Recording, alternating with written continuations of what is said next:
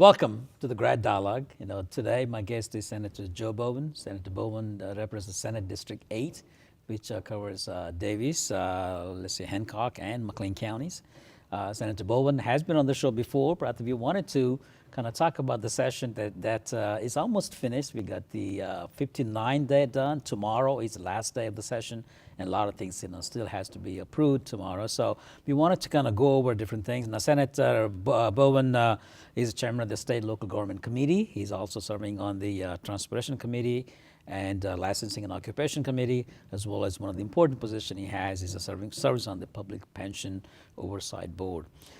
Senator, and as a good friend, Joe, welcome on the GRADD Dialogue again. And I was delightful to have you on it. The session almost over. One key piece of legislation left is that the governor's budget has to be approved tomorrow, or I guess a special session comes up and everything. And it looks like probably a compromise, maybe inside. We're going to talk about that a little later. Just talk about how successful you think this session has been. I think it's been very successful as far as important bills being passed. And I was struck by the fact just this morning, read in our local paper about first responders, and there's going to be a memorial service for those. We're going to honor those folks. And I think first responders had a very good session. Jiten, we passed legislation. We called it the Cancer Firefighter Bill, that those that have been exposed to toxic chemicals will now be able to get workers' compensation if they contract a cancer that's associated with them putting out a fire that exposed them to toxic chemicals. We also passed a bill that said that EMS personnel, that if they are killed in the line of duty, then their spouse is entitled to a death benefit. So we did some things in that area that were very good. Of course, some of the high-profile stuff, as you well know, we passed an expungement bill for, if you had a prior record, some of the Class D felonies will be expunged. So that was important to a lot of folks. Another piece of important legislation, and it's funny how these things percolate to the top, but there was a lot of interest in what we call the dogfighting bill. Now, not only is it illegal to participate in dogfighting in the state of Kentucky, but if you breed or sell a dog for that purpose, it's illegal. So that was a little side issue, but had a lot of publicity across the state, and a lot of people had interest in that. So the list goes on of different things, obviously, that we did, but I think we had a very good session as far as some important and key legislation. Senator, the overriding factor this session has been, we got the new governor, the Republican governor, and a majority in the Senate Republican side too. But the governor had a couple of issues, that he really wanted to, get the pension fund in line, along with that, get the expenditures and the budget and everything else. So he proposed the 4.5% cut, across the board for the different areas. And it seems like, is that the kind of kind of rope that has both sides and trying to figure out what is the best way to cross either side? Yeah, I think it really is. And we were speaking before we went on about there being an impasse currently, and maybe by the time this show airs, we'll have that budget compromise, and the state of Kentucky will have a budget for the next biennium. But as it stands today, no compromise has been reached. And I think it is that the sticking point is probably post-secondary education and what types of cuts are going to be imposed on our state institutions, our state four-year colleges. And that money is earmarked, Jiten, as you well know, to go towards pensions. And so there's two avenues here. One, we have to make the appropriate ARC contribution now. And that's for teachers, it's some $500 million. For the state employees, it's a little bit south of $200 million. But our position, Jiten, is that we should set money aside for future obligations, future liabilities for the pension systems, because it doesn't go away simply because we make the ARC payment now. Now, you serve on the, you are co-chair rather, the Public Pension Oversight Board. So very well what kind of challenge we face in the state pension fund and everything else. Let's talk about that. And then you did have a bill introduced to provide more oversight on the pension board. Can you comment on those? Absolutely, and that was Senate Bill 2, so obviously it was a high priority on our side. And what it simply does is it adds transparency to the process, because currently we only have the information that the pension systems want to bring to us. And if they want to come, and I use the term spoon feed us, they can do that, because we don't have the capacity now to be proactive. We don't know a lot of things, in my opinion, that we should know. We are the main source for their appropriation. We keep them afloat by appropriating money to the pension system, so we ought to have access to who they're investing with, what the fees are, what the contracts look like, how they made the decisions to get to these contracts, and these types of things. And currently we don't have that ability. So my bill simply says that, look, that information needs to be public. We need to know what the contracts look like, who they're with, and what you're paying for these services, these investment services. And then it went on to do some other things as well. It added a number of people to the Public Pension Oversight Board. We need a little more help on that. The compromised version of it says that the governor will make 2 additional appointments to the Kentucky Teachers Retirement System. So there's some other caveats to this as well. But the thrust of it, the core of it, is that we need to know what you're investing in, who you're investing with, and what the fees are, and how you quantified or qualified what those fees should be. So what we're saying is that you have to be under the Model Procurement Code, just like all the other boards across the state of Kentucky, that these have to be transparent, and that they have to be approved. If you're going to make a huge investment, then there needs to be somebody other than your board that's going to sign off on this. But somehow still did not, what you describe makes common sense, and I think they got to some oversight and everything else. But there has to be, must be some other concerns, that why, that hasn't gone through and got approved by both houses. And politics has gotten in the way, and it's really disappointing, because it's already gotten 2 readings over in the House. All they got to do is bring it up and get it to the floor for a vote, and I'm confident that it would pass if it could get to the floor.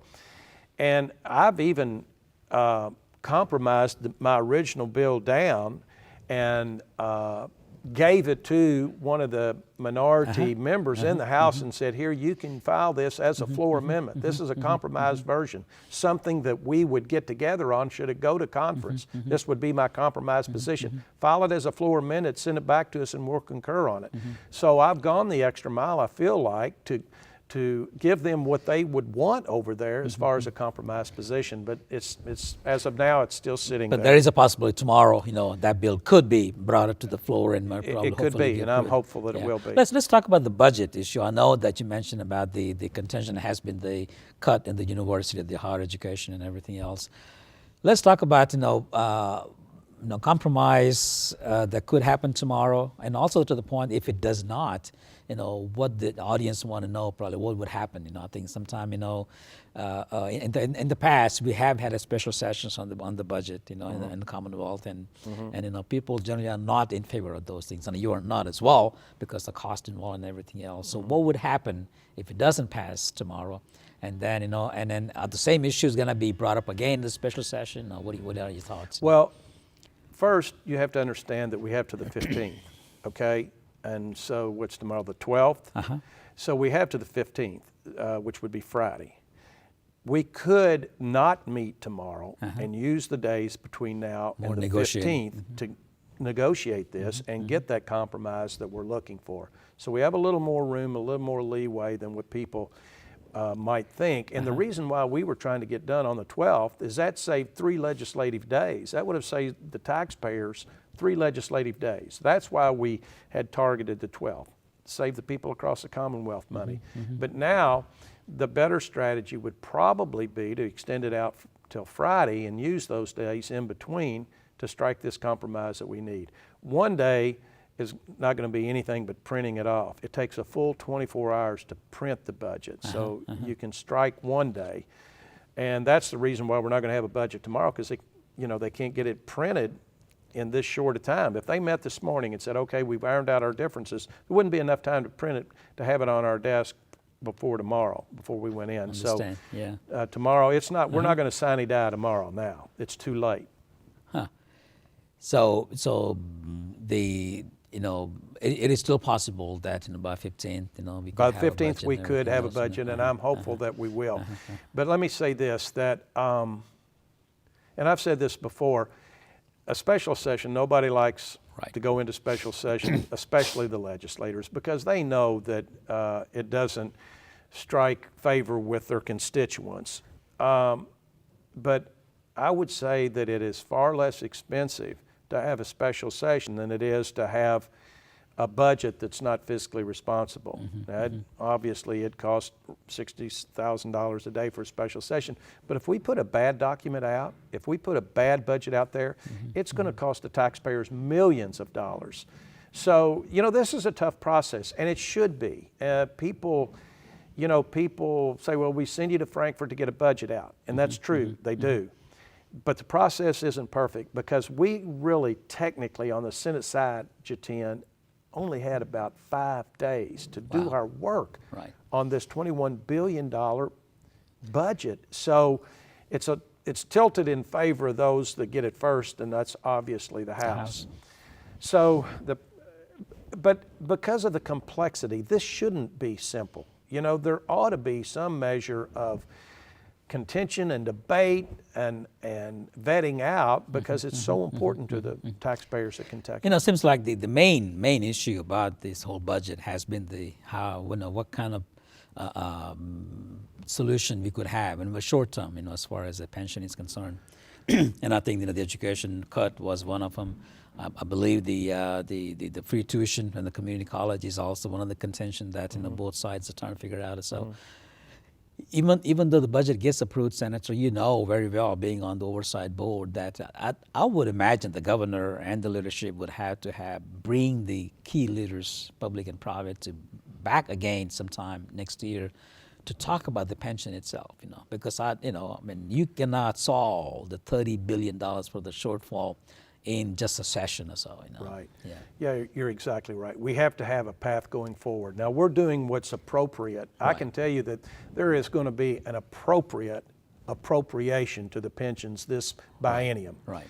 But again, I go back to the governor's wanting to lockbox some money for future appropriations, future challenges, future liabilities with the pension. And I think that's the right thing to do.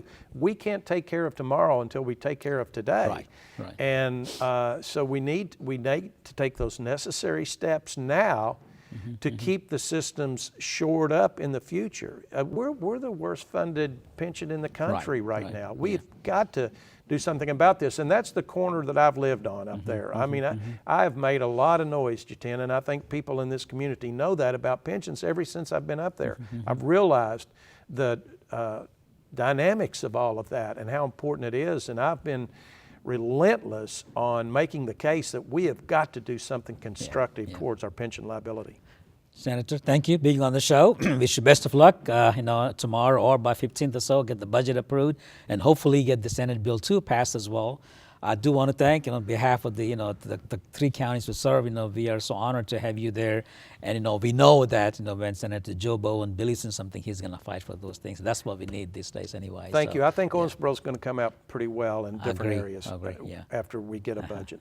Well, thank you very much. And we've been talking to Senator Joe Bowen about the session, as well as, what impact it would have because of the budget on this area. But more importantly, what we see in the future for the Commonwealth. And if you have any questions, you can call me at any time. Or also contact Senator Joe Bowen. You go on the GRADD website, GRADD app, and you can get the contact information. Thank you very much, and have a great day.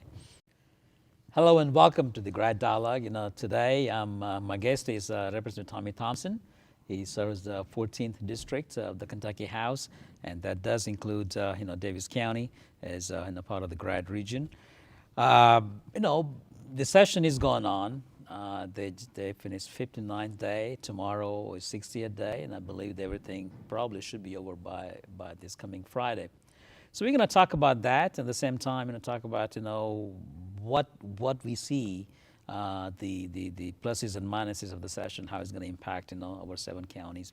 So Representative Thompson, welcome on the GRADD Dialogue. You've been on many times, but I thought not only you are now coming in as the key legislator from the Commonwealth for our district, but also as a GRADD Board of Directors. So I'm so honored to have my GRADD Board of Director being to be on the show as well. So let's just talk about, I know tomorrow is the time that the House and the Senate should hopefully compromise and have a bill. As of late last night, it seems like the discussion has not gone any further. So what are your comments, and do you really feel that there would be a solution tomorrow? Well, Jiten, first of all, it's a pleasure to be with you again today, and I'm really honored to be asked and look forward to serving on the GRADD board. It's a great area development district. It provides a lot of benefits for our 7 counties. Yes, I think on balance we've had a good session, but certainly the final determination is going to be if we can get a budget. And we started out after we heard the governor's proposal back in late January, and our objective was to strike a reasonable balance between addressing the critical financial issues that the state faces, primarily our unfunded situation, our pension plan, but continue to make key investments to let Kentucky move forward, i.e. education. Right. And so we worked on that. We've had 7 budget review subcommittees that worked hard. We heard a lot of testimony from stakeholders across the board. And we produced a balanced budget that we thought that addressed responsibly our budget situation, put significant money into that, but didn't stop the momentum that we had been realizing in education, particularly K through 12 education and post-secondary. So the impasse right now boils down to one word, and it's really education. And we just don't feel like particularly post-secondary education needs to be cut anymore. It's already been cut about $200 million since 2008. And Jiten, what happens when we don't properly fund post-secondary education, which is really our economic engine going forward, is that we put more burden on students, particularly in the area of tuition, which, as you know, as our state contributions have gone down, the tuition has gone up, and that's priced out a lot of individuals from the ability to get higher skills. And the other thing that it does is it puts more burden on these students from the standpoint of student loans.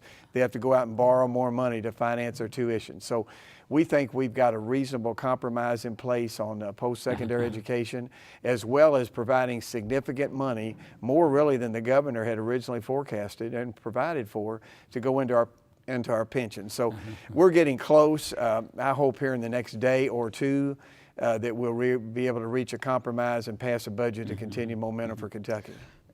Tell me, people watching the show, they're going to say, hey, we all know, we heard many times, even from you and everybody else, that the pension system is in dire, trouble. $30 billion number comes out.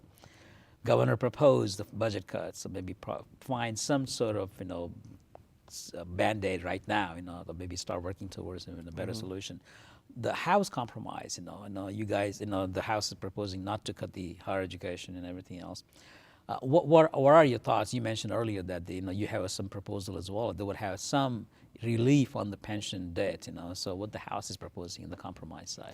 Well, Jiten, we've gone along with the governor in most areas. He proposed a 4.5% cut in the balance of this biennium for all programs, and then about a 9.5% cut or a 9% cut over the next 2 years.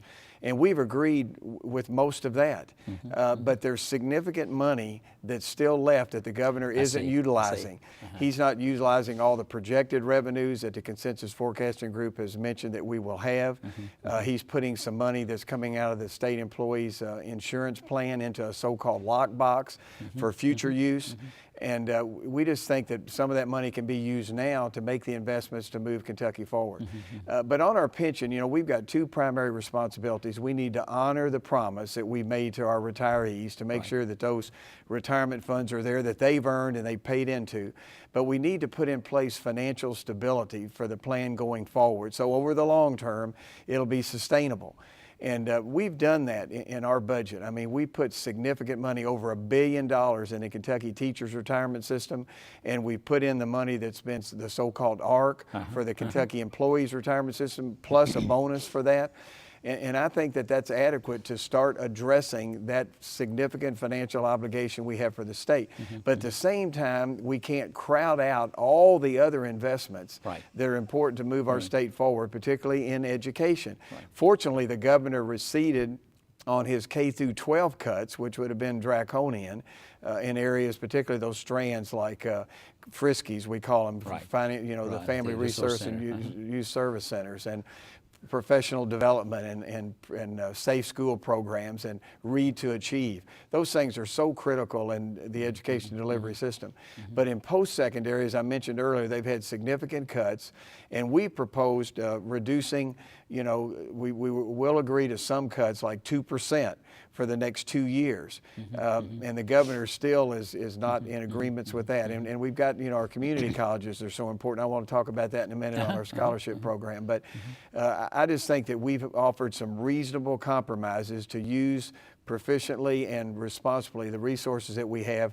We can address our pension system, but we don't have to absolutely desecrate everything else, particularly in education. I always believe that the investment in education, is the best investment that we all could make for the future as well, because I think, you hear the reports all the time that the skills, the employees and the future employees, that has to have some sort of basic education. So that kind of brings me to, to one of the ideas that you had been very strong about, the scholarship program, for the kids going to the community college. Can you mention that? And I thought that's also been a kind of contention among both sides too. So. It is, Jiten. When you look at two of the most significant problems that we have in the state, not certainly discounting the pension system, it's number one, the cost of attaining higher skills for our young people, the tuition costs. And the shortage of skilled workforce in Kentucky. When I talk to a lot of industry leaders, and particularly in my district in East Davis County and Ohio County, they talk about we need more skilled workers. We can't find skilled workers for the jobs we have, so those jobs may go elsewhere. So we proposed a bold initiative, one of the most bold initiatives that I've been part of since I've been in the legislature. It's called Work Ready Scholarships, and it would address those two issues. It would say, okay, for every graduating senior from a high school in Kentucky, once you got your Pell Grants, looked at those going forward, you got your merit-based scholarships, your KEYS money, you maybe got some other local money, whatever the shortage was to allow you to have the money for the full tuition, the state would provide a scholarship for that last dollar in, that supplement, that gap financing. And that would allow these high school students to go to a community college, get a certificate, get an associate degree, obtain a skill that would allow them to be employable. And at the same time, they would enhance their attractiveness to industry that says, hey, we're going to come into Owensboro and Davis County in this region because there's an adequate pool of skilled workers. So it addresses those two issues. It's a small cost to do that. And when somebody says, well, how can you afford to give, free tuition, if you will, to high school students? I say, compare the cost of supplementing 2 years of continuing education for our students versus if they don't get that education and those skills, what a cost of food stamps would be for a lifetime. We're either going to allow them to be productive members of society or they're going to be dependent members of society. So I think it's a great investment where we get a tremendous return far in excess of our investment. So I hope we can get that scholarship passed. The arguments in that in the proposal is it the money or the process that you guys are proposing to put that program in place? Oh, I think it's just the concept. The money is minuscule. It's $13 million the first year and $20 million the second year and a $21 million budget. It's very small. I just think that it's a bold initiative that we've had in the House, and I think the Senate initially was concerned about, well, what about the achievement guidelines? So we raised it from a 2-point grade average to a 2.5% grade average. We raised it from 12 hours to 15 hours that you have to take. You have to be a full-time student and can't attend more than 6 semesters. So we made some compromises there, but I think it's a great initiative, and that it would do more than anything to move our state forward. Well, good luck on that, and hopefully that is a part of the budget. So it is, and it's part that hadn't been resolved yet. But hopefully, once we get the global issues taken care of, we can get down and pass this initiative for those two reasons. Let's talk about the little time that we have left. some of the bills that you are excited about, they got passed, and some of the things that would be beneficial to Davis and Ohio County, in our region. Yeah, Jiten, we've on balance had a good session. Of course, as I said, what'll make it, a significant session is to pass a budget, which we really need to do. But we've had 941 bills introduced in both chambers, so no shortage of bills. We'll probably end up passing maybe 13, 14% of those. And we've had some good dialogue, some good bipartisanship on these bills. I think certainly the P3 legislation is so important to our area in Kentucky, the public-private partnerships where we can take the combination of resources from the public sector and the private sector, combine those and accomplish an objective that neither could do independently. We've done that in our colleges, they're doing it in their residencies. We've done it in our MCOs, our managed care organizations, but we can't use it for mega projects like huge bridge projects or huge road projects. Now with the passage of that legislation, we can do it for those mega projects. So I think that's really important, and I think that's going to help our state move forward economically. I worked some on legislation that providing for DUIs, for people that get DUIs. We now have a 10-year look-back period for those people that have had offenses that can ramp up their offenses for future violations in that, which I think is important to get those people off the road and not harming our citizens. A piece of legislation that I worked hard on that unfortunately has not made it through is the LIFT initiative, the local initiative for transformation, which I think would give local communities a choice in their destiny, the quality of place. We passed that in the House, haven't been able to pass it in the Senate. But the other thing that's been great for our region is in our road projects. We've got some significant money put in to make a transition for the Natcher Parkway to become a interstate corridor, Interstate 565, which would be a tremendous asset for commerce in our area. We've got to upgrade the interchanges along the way. The estimated cost has been about $70 million. This budget has $20 million in there to start those upgrades of those interchanges, which is going to be a great asset for us to have in this whole region. And then the I-69 project, we got quite a bit more money put into it to study the location of the bridge over the Ohio River and to do more to make I-69 a reality. So I think those are going to help our region. And he also talked about some of the local projects like the 54. I think there could be some, the Fairview Drive. You're going to get some money on that too. Listening to your comments and everything else, the three things that really comes to my mind that would have a long-term impact for this region and this Western Kentucky, are those interstate spurs. The P3 would really probably allow us to put that bridge that we need, for the I-69, and then the scholarship program for the education. Now those three ingredients could be other ingredients for the future, for this region. So again, I want to thank you on those and want to wish you best of luck on those issues as well. But more importantly, hopefully, you would do your job and hopefully, find some sort of compromise, and have the budget approved by, by the both houses and everything else. If not, I guess you guys will have to go back, in the special session and everything else. Representative Thompson is always, known you for many, many years, and always been so proud to have you as our, legislator in Frankfort, and also be on the GRADD board. So I want to thank you. Good luck, and always welcome on the GRADD Dialogue. Well, Jiten, thank you. It's always a pleasure. Thank you for the great job you did of leading GRADD, and I'm looking forward to serving on the board. And as always, it's a privilege for me to represent the people of the 14th Legislative District, and I'm going to continue to hopefully be part of the solution and not part of the problem. There you go. That's a great line to close. We've been talking to Representative Tommy Thompson about the session, and also what to expect as the budget gets final compromise. And also, if not, where we are on that. But overall, I think a lot of things happened. Thanks to him and other leadership from this region for helping the GRADD to prosper and go forward. Thank you.